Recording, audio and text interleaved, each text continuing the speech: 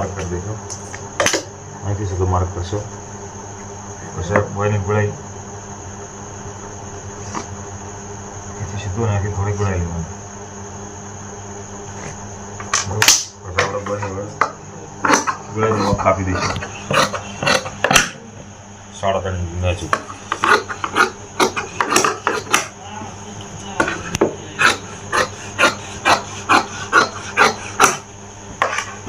આગળના ભાગમાંથી થોડીક બોયને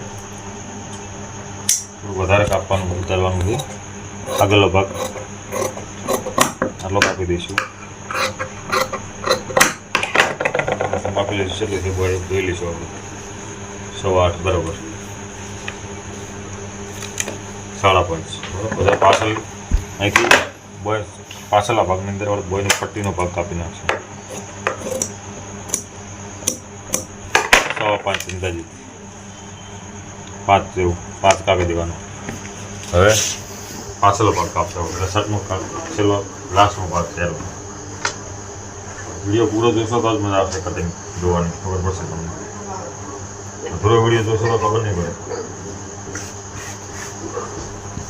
પૂરો વિડીયો જોશો તો કટિંગમાં ખાલી પડશે, શીખવા મળશે. આગળનો ભાગ આપણે કાપી પણ આનો માર્ક કરી દઈશું. આગળનો ભાગ આપણે 9 ને 9.5 કાપી એટલે 9.5 નિશાન મારી દઈશું. અહીંથી 9.5 અહીં મારશું.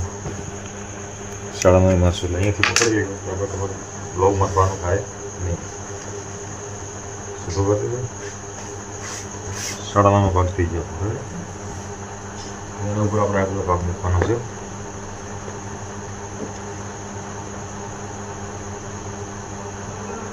ઉપરલા ભાગની આગળના ભાગથી આધારે પાછળનો ભાગ કાપવાનો. 1/2 ઇંચ જેવો કમ રાખશો.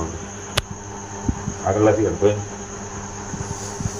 ફ્રન્ટથી બેકનો ભાગ રહ્યો ને પાછળનો થોડો ટૂંકો રાખવાનો. એથી બરાબર કાપવાનો.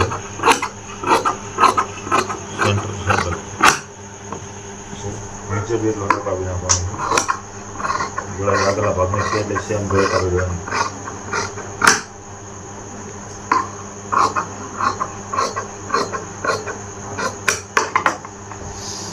પછી હવે શોલ્ડર ઉપર આવ્યા આપણે.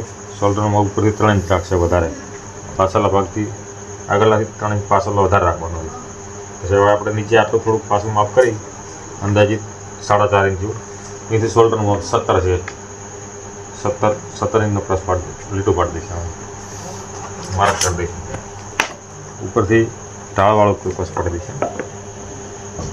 અહીં થોડું વધારે રાખવાનું છે. અહીં સીધું રાખવાનું.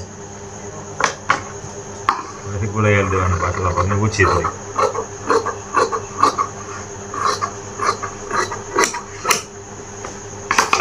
અહીંથી ભાગ હરખો રાખવાનો. અહીંથી હરખો રાખવાનો. અહીં ઓછો રાખવાનો. અહીં શોલ્ડરમાં 3 ઇંચ વધારી દેવાનું. પછી હવે હાથો કરીને આપણે ઢોસા બરાબર કરશે એટલે માપ અહીંથી એક નિશાન અહીં મારી દઈશું, અહીંયા મારી દઈશું. એક નિશાન અહીં મારી દઈશું એટલે પાછળ સરનામ થઈ જઈ પડે પૂરું કમ્પ્લીટ અને બોય કાઢી દીધી.